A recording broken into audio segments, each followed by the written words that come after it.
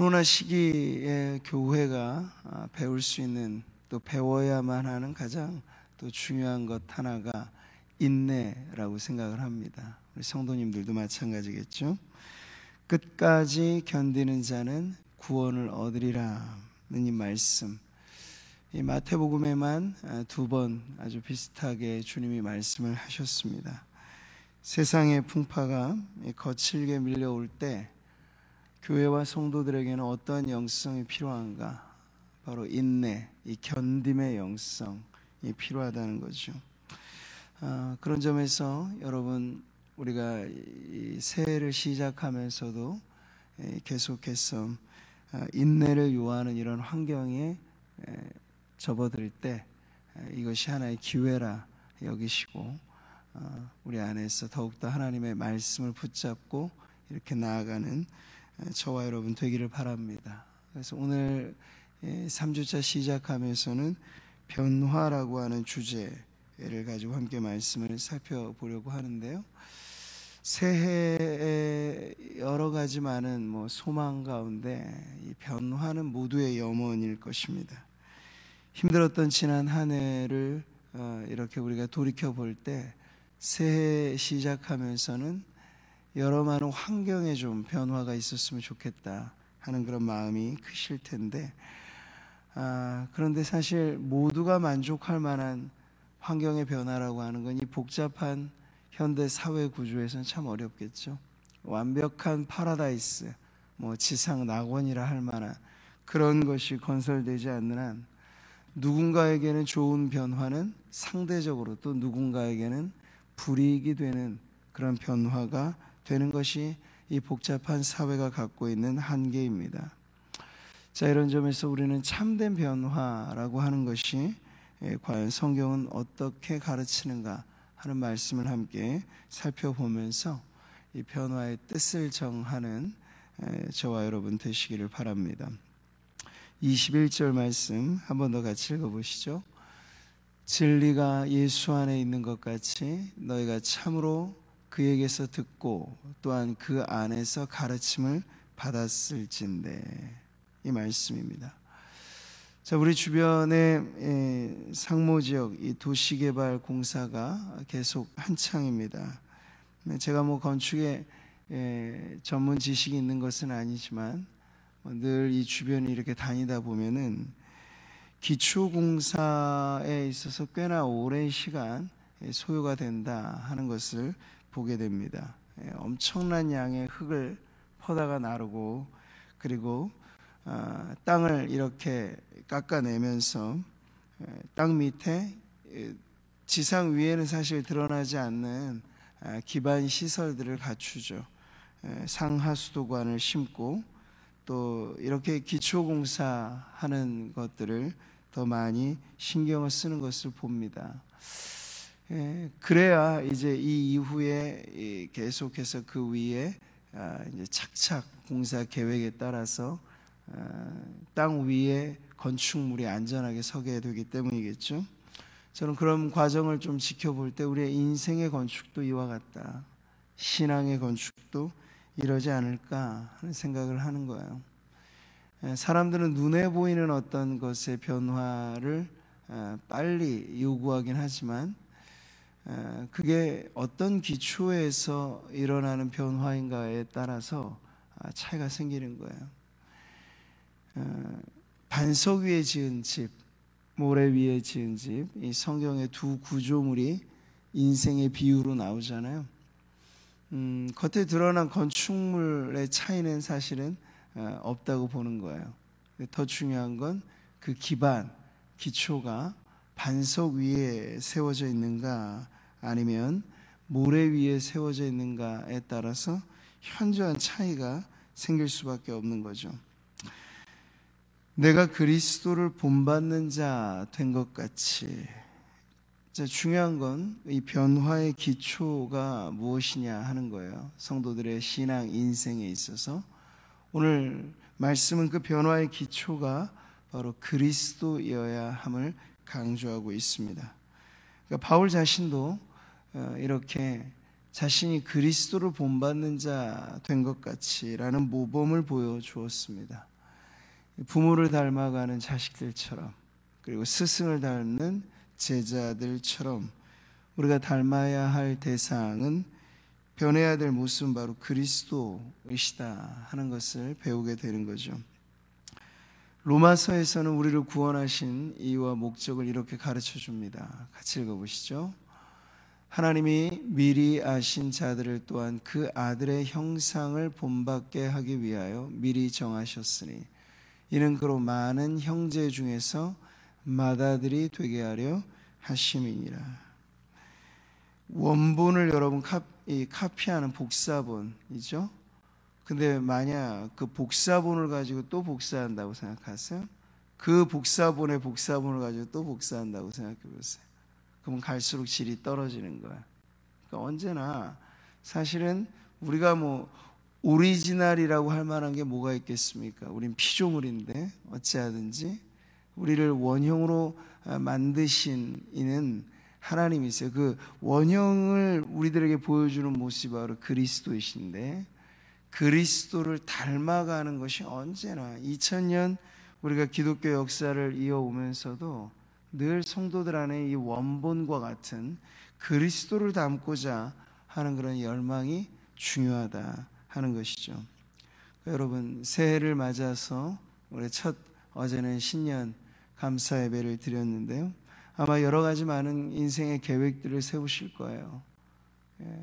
2021년 한 해를 어떻게 설계할 것인가, 이게 많은 이들의 고민인데, 우리 성도님들 안에는 인생에 어떤 계획을 세우시든지 간에 예수님이시라면 어떻게 하실까라는 그 질문 앞에서 여러분의 계획들 하나하나를 또 구체화시키실 때 후회 없는 인생 설계가 될 것입니다.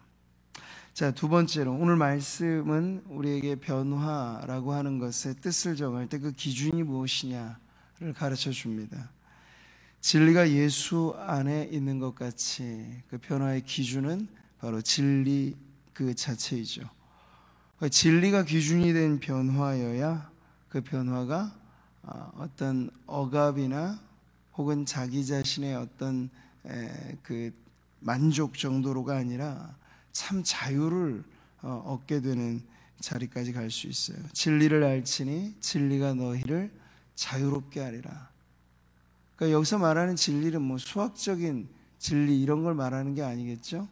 예수 그리스도의 가르침, 하나님의 말씀으로서의 진리를 가르치는 말씀입니다. 그러므로 우리가 변화를 추구할 때 진정 힘써야 하는 것은 진리를 알고자 힘쓰는 모습이 필요하다는 거예요. 그들을 진리로 거룩하게 하옵소서. 아버지의 말씀은 진리니이다. 바로 하나님의 말씀에 우리가 가닿는 이 변화의 추구를 말하는 것이죠. 자, 이런 점에서 새해 우리가 변화의 뜻을 정한다라고 하는 것은 이제 조금 더 구체화되는 거예요. 하나님의 이 말씀을 가지고 변화를 시도한다 하는 거죠.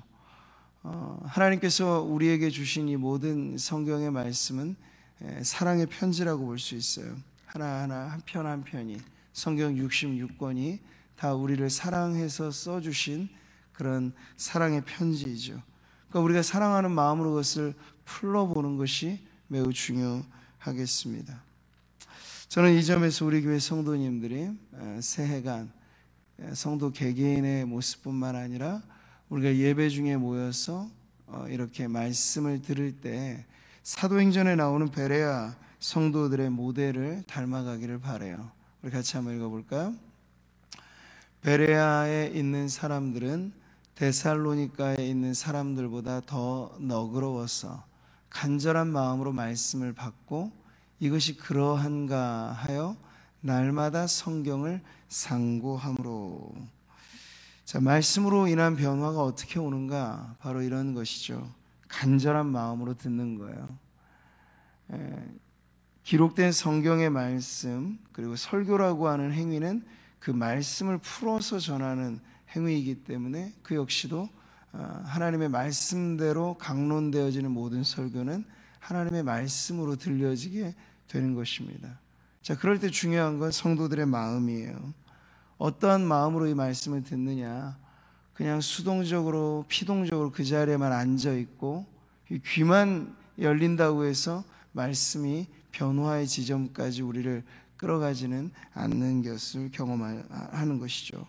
여러분, 성경의 말씀을 들을 때 이 베레아 성도들의 모범은 간절한 마음으로 듣는 것뿐만 아니라 말씀을 들은 이후에 지속적으로 성경을 상고하는 일을 끊임없이 해나가는 거죠.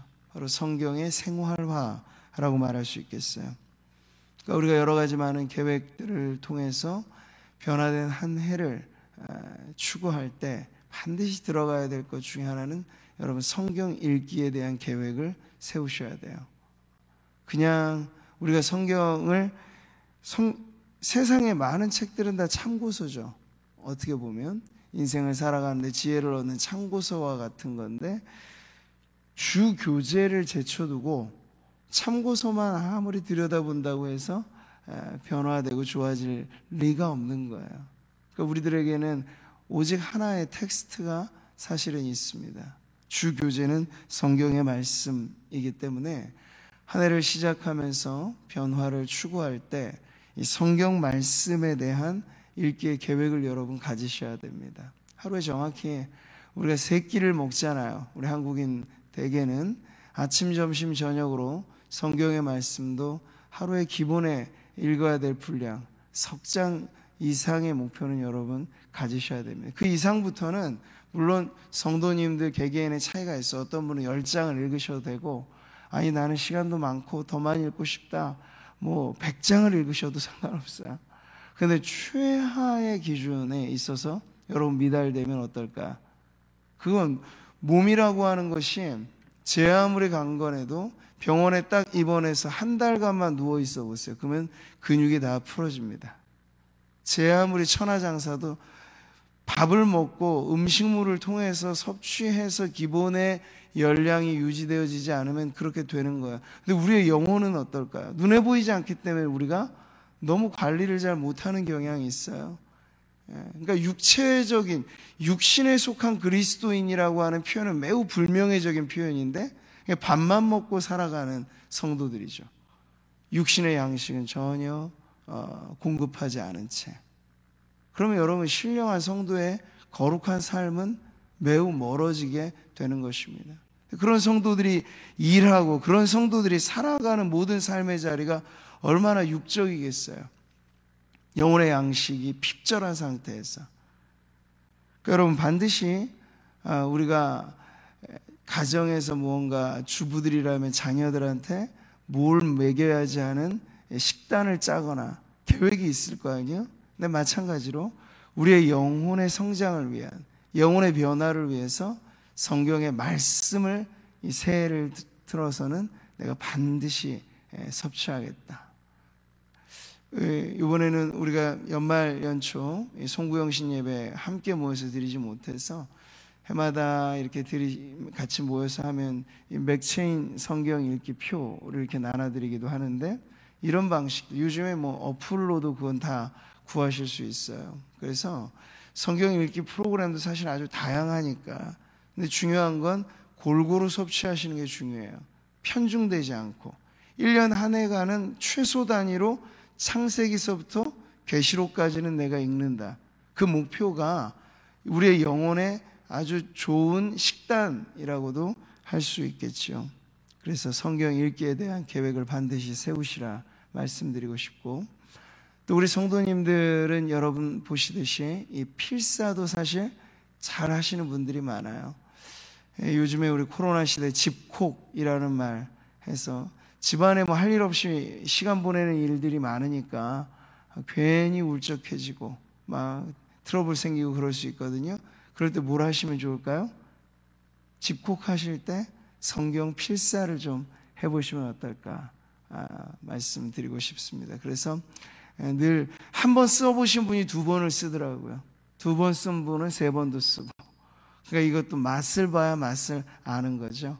이 필사에도 한번 여러분 도전하셔서 이 코로나 시기에 우리가 늘 뭐 안 된다, 못 한다, 힘들다, 우울하다 이런 말만 하지 말고 이런 시기 사실 우리에게 어떻게 또 이런 시간들이 주어질 수 있겠습니까?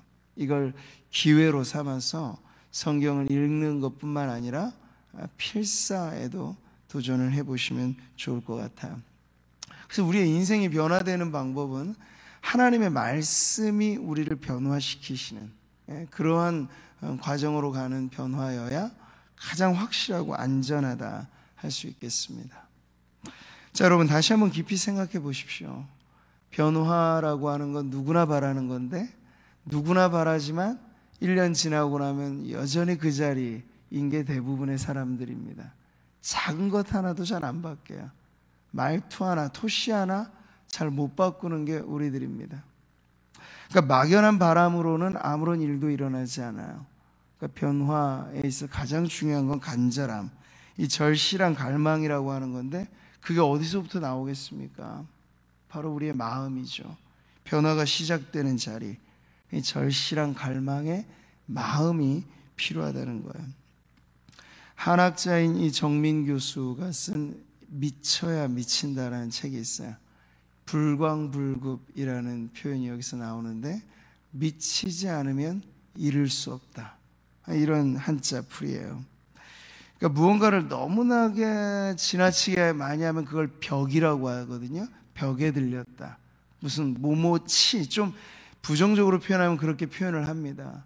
근데 고상한 의미에서 벽에 들린 사람들을 여기 많이 소개하죠. 이 조선시대 문인들, 예술가들 중에 어떤 사람은 꽃을 너무 좋아해서 아침 밤 1년 365일 꽃만 탐구를 하는 거예요. 그래서 꽃술이니 꽃잎이니 꽃 종류마다 아름답게 그 꽃을 이렇게 묘사해 가고, 어떤 사람은 벼루 만드는 일, 벼루 알죠? 이 붓을 쓸 때 먹을 내는, 그러니까 돌만 보면 다 깎아서 무조건 벼루를 만드는, 이런 벽에 들린 사람들의 이야기를 보여주는 거예요. 근데 그런 것을 통해서, 물론 우리가 요즘에 무슨 오타쿠니 마니아니 하는 그런 수준의 이야기를 하는 건 아닙니다. 아주 고상한 취미가 거의 모든 것을 초월하고 능가할 만큼의 수준에 이른 그런 사람들을 보여주는 건데, 이건 미치도록 열중하지 않으면 도달하기 힘든 그런 어떤 삶의 경지랄까요? 이런 걸 보여주는 거죠. 온전히 마음을 쏟아부어야만 도달할 수 있는 그런 삶의 모습들. 자, 오늘 에베소서를 지금 쓰고 있는, 옥중에서 이 편지를 쓰고 있는 바울이라고 하는 인물도 바로 그런 사람 중에 하나였습니다. 광인이라 불릴 만한 인물이죠. 그는 그런데 제대로 미친 거예요. 말하자면 복음에 미쳤기 때문에. 사도행전 26장에 보면 총독 베스도 앞에서도 이 복음을 전합니다. 그럴 때 이 세상 사람의 눈에 비친 바울이 어땠는가? 그는 이렇게 말합니다. 같이 한번 읽어볼까요? 바울이 이같이 변명하매 베스도가 크게 소리내어 이르되, 바울아, 네가 미쳤도다. 내 많은 학문이 너를 미치게 한다. 물론 베스도라고 하는 세상 사람이 보기에는 바울의 이러한 열광적인 어떠한 복음 전도적인 고백, 간증적인 전도, 이런 것들이 그의 어떤 배경에 많은 학문이 기초가 됐다고 생각을 하겠지만, 바울 자신에게 있어서는 그건 전혀 다른 이유죠. 예수 그리스도 때문에 바울은 이렇게 뒤집어진 인생을 살아갔던 것이에요. 자, 우리는 지금 제정신을 가지고 살아가기 힘든 세상을 경험하고 있지 않습니까? 많은 사람들이 사실은 미쳐서 저마다의 일들에 힘쓰고 있는 세상이에요. 그런데 성도들은 잘못된 하잘것없는 일들에 미쳐서는 안 되고, 좀 표현이 그런가요? 그럼 이렇게 바꾸죠. 온전히 집중해야 된다는 거예요. 쓸데없는 취미거리에 여러분의 시간이 하루에 시간의 11조라고 하는 개념을 우리가 하는데, 여러분의 취미생활에 투자하는 시간만큼 우리의 경건과 말씀으로 우리가 시도하는 변화, 이런 것에 여러분 집중하지 않는다면 우리는 제대로 미칠 수 없는 거예요. 근데 그렇게 되지 않고는 변화는 매우 어렵다 하는 것이 우리가 살아본 삶의 경험입니다. 온전히 집중해야 돼요. 정민 교수가 이 책을 쓰면서 그 많은 이 조선의 문인들, 예술가들의 이야기에 앞서서 이런 말을 합니다. 세상은 만만하지 않습니다. 그저 하고 대충 해서 이룰 수 있는 것은 어디에도 없습니다. 근데 많은 사람들은 그저 해요. 그냥 대충 합니다. 소일거리 정도로 뭔가를 하니 그 소일거리 정도로 대하는 일이 나를 획기적으로 변화시킬 일은 없는 것이죠. 그리고 우리는 더욱 마음을 다잡고 우리의 마음이 열중해야 할 그 변화의 대상, 그리스도, 그 변화의 기준, 하나님의 말씀, 이것을 통해서 우리의 심령이, 오직 너희의 심령이 새롭게 되어, 이렇게 마음으로부터 일어나는 변화의 자리로 나아가야 되죠. 변화의 시작은 마음이라고 하는 사실을 여러분 잊지 마십시오. 인자와 진리가 내게서 떠나지 말게 하고 그것을 내 목에 매며 내 마음판에 새기라. 어디에 새기라고요? 마음판에. 마음이라고 한 게 보이지 않는데 마치 이것을 노트처럼 여러분, 아니면 예전에 돌판에 글을 새기듯 그렇게 생각해보면 꾹꾹 눌러서 마음에 새겨진 말씀이 되어야 한다는 것이에요. 얼마나 많은 성도들이 설교나 하나님의 말씀을 귀로만 흘려듣는지. 근데 예수님께서 마음의 밭의 비유로 말씀하실 때 이 씨앗의 문제를 거론하진 않아요. 밭의 문제가 생길 때 열매에는 확실한 차이가 생기죠. 이 돌밭과 같은, 그리고 가시밭과 같은 인생들에게는 생명의 씨앗이 뿌려져도 이내 사그라들고 자라는 듯 보이지만 열매는 맺어지지 않고. 그러니까 우리의 마음을 여러분 관찰해 보셔야 돼요. 내 마음이 정말 농부라면 이 겨울을 그냥 보내진 않죠. 봄에 파종하기 위해서 겨울과 농사를 짓지 않는 시간에도 밭을 가꾸는 것이 농부의 부지런함입니다. 근데 성도들 역시도 이렇게 우리의 마음의 밭을 어떻게 가꾸느냐가 너무 중요해요. 그래서 네 묵은 땅을 기경하라는 말씀은 바로 우리의 마음밭에 돌들을 좀 골라내고 우리의 마음밭에 가시덤불을 좀 뽑아내고 쓸데없는 걱정들이 우리 안에 가득 차서 하나님의 말씀조차 우리 안에 생명력 있게 자라나지 못하도록 하는 이 마음의 어수선함을 좀 잘 다듬어라 하는 그러한 말씀인 것이죠. 하나님이여 내 속에 정한 마음을 창조하시고, 다윗의 기도예요. 죄를 지어 보니까 아는 거죠. 죄를 지어서 문제가 생기는 건 직격타는 마음에 받게 되는 겁니다. 그러니까 죄 짓고는 못 살아요, 성도들은. 왜냐하면 그것이 마음을 병들게 하기 때문이죠. 그러니까 빨리 회개하지 않으면, 회개하지 않는 죄는 우리의 마음의 또아리를 틉니다. 그래서 마음을 매우 어둡게 만들고 부정적으로 만들고, 그러다 보면 단단하게 굳어지는 거죠. 그래서 돌밭이니 가시다, 그거보다 최악의 상황은 길가처럼 되는 거야. 맨들맨들해지는. 알아요. 근데 알아서 그 말씀이 나를 변화시키지 못. 이게 거의 길가 수준이 되는 정도가 되는 것입니다. 그러니까 완전히 기경이 되어야 할 상태에 내 마음이 놓여져 있다면 다윗처럼 기도하셔야 돼요. 절실하게 정한 마음을 창조해 주십시오. 깨끗하게. 그리고 다시 한번 하나님 앞에 이 마음에 무언가 생명의 씨가 뿌려지면 자라날 수 있는 마음의 이 자리들로 바뀌어지도록 말이죠. 자, 이렇게 마음으로부터 시작된 변화가 결국에 도달하는 자리, 오늘 마지막 내용은 그것입니다. 변화의 모습은 새 사람이 되는 삶의 자리라고 하는 걸 보여주죠. 자, 변화는 그냥 신용만 해서는 안 되고 변할 때까지 변한다. 변할 때까지 힘쓴다. 네, 이러한 것. 그래서 지금 제가 변화의 뜻을 정하라는 건 그런 의미죠. 변할 때까지 집요하리만큼. 여러분 운동선수라고 생각하면 한번 어떨까요? 여러분이 국가대표예요. 어떤 종목이든지 국가대표 정도가 돼서 이 운동을 하면 그건 자기와의 싸움이거든요. 자기 기록과의 갱신이고. 근데 그런 사람들은요, 그냥 일반인들이 볼 때는 완벽하리만큼 확실한데도 뭐 김연아 선수 피겨 스케이팅 같은 거 할 때 점프를 해서 회전하고 하는 게 자기만 아는 어떤 결점이 있는 거예요. 근데 그것 바꾸기 위해서 수천 번, 아니 수만 번 계속 똑같은 동작을 반복하면서 결국에는 이루어내는, 자기 자신과의 싸움에서 승리한 사람들이 결국 그 분야에 있어서 탑이 되는 걸 우리가 알 수 있죠. 그러니까 우리는 끝까지 밀어간다라고 하는 이 뜻을 정한 부분을 바로 변화에, 우리 자신의 삶에 두어야 한다는 것이에요.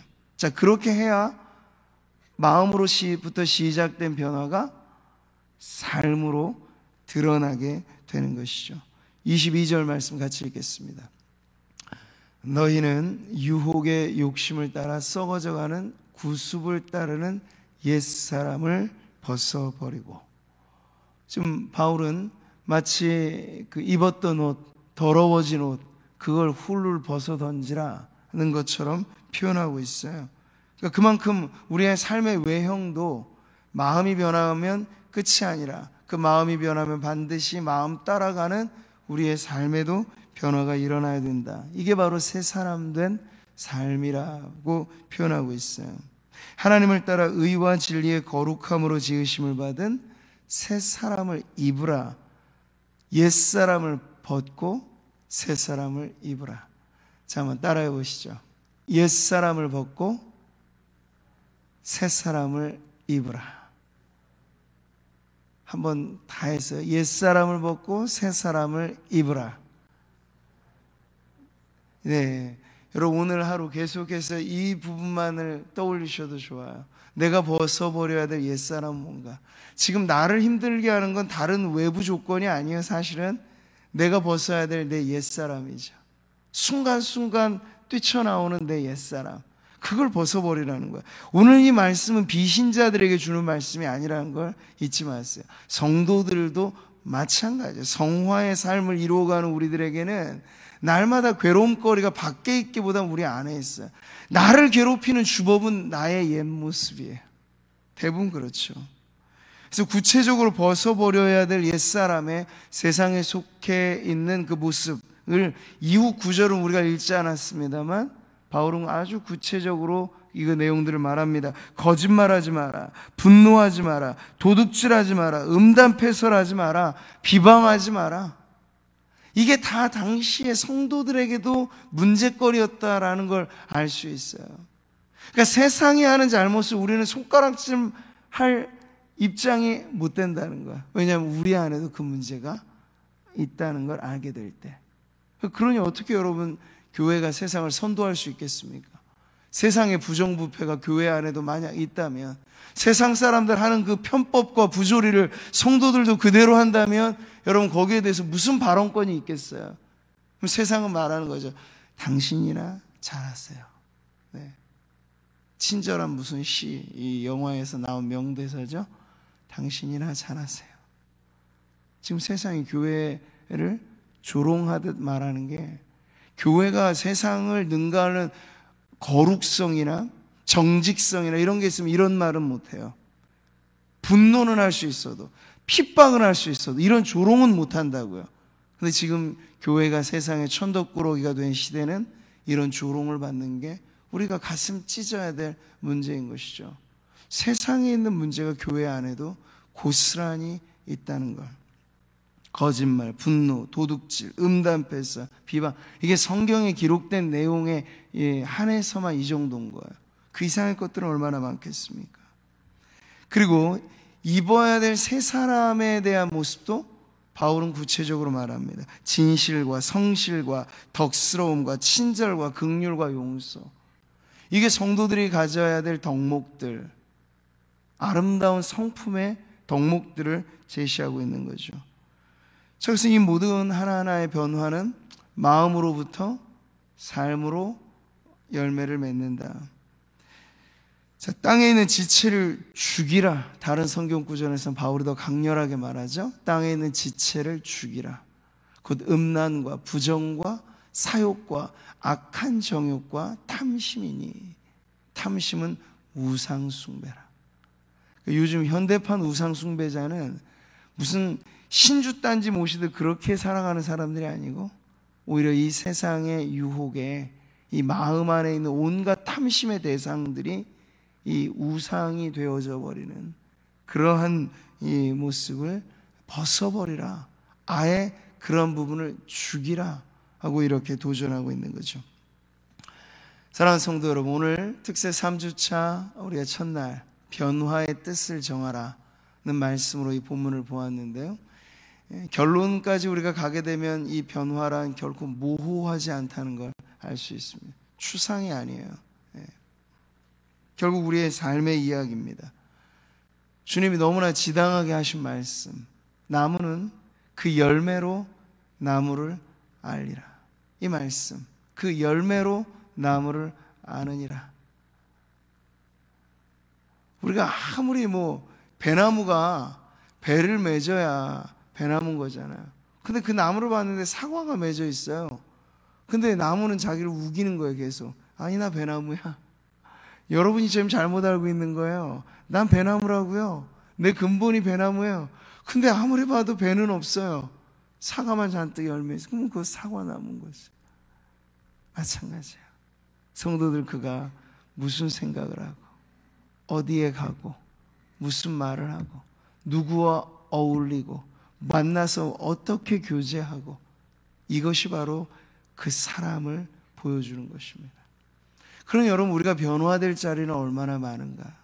변화되어야 할 우리의 실생활의 모습들은 얼마나 많은가? 하루에 하나, 아니 이건 너무 많은 변화예요. 하루에 하나씩 변화돼서 1년에 365가지가 우리가 변화되면 벌써 우리는 천사 정도로 되어 있었겠죠. 1년에 한 가지도 어려워요. 아니, 어떤 경우에 평생에 한 가지도 못 바꿔요. 이게 그토록 우리가 바라는 변화의 실제인데, 오늘 성경은 우리를 이끌어 주기를 인간 의지의 노력만으로가 아니라 우리의 변화의 모델인 그리스도를 바라보게 하고, 이게 믿음이죠.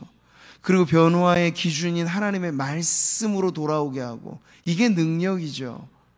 그리고 여러분, 그 말씀이 우리 안에서부터 내면을, 마음으로부터의 혁명을 일으키고 그것이 삶으로서 열매를 맺는 자리까지 우리를 인도하는 이 변화의 전체 과정에 우리가 다시 한번 새해를 맞았으니 다시 한번 돌아가야 되겠습니다.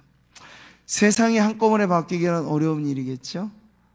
근데 우리는 세상이 안 바뀌었다고 힘들어해요. 근데 여러분, 언제고 세상 전체가 바뀔 날은 없습니다. 주님 다시 오셔서 새하늘과 새 땅이 개막되기 전에 이 세상이 왕창 바뀌는 일은 아마 없을 거예요. 다른 사람 변화하는 건 정말 힘든 일이죠. 다른 사람들이 변한다는 건 그만큼 어려운 일입니다. 세상 바뀌기도 힘들고 다른 사람 변화시키기도 어려워요. 근데 우리가 할 수 있는 건 뭘까요? 나라고 하는 이 한 사람이 변화되는 건 그보다는 쉬울 거예요. 세상 전체가 바뀌기보다. 내가 변하면 어떨까요? 세상을 바라보는 믿음의 시선으로 내가 변하면 세상도 달라 보입니다. 다른 사람이 변하기 전에 먼저 내가 변하면 어떻게 될까요? 네, 그 사람이 나를 볼 때 내 안에 역사하시는 그리스도를 드러내는 그런 삶이 될 것입니다.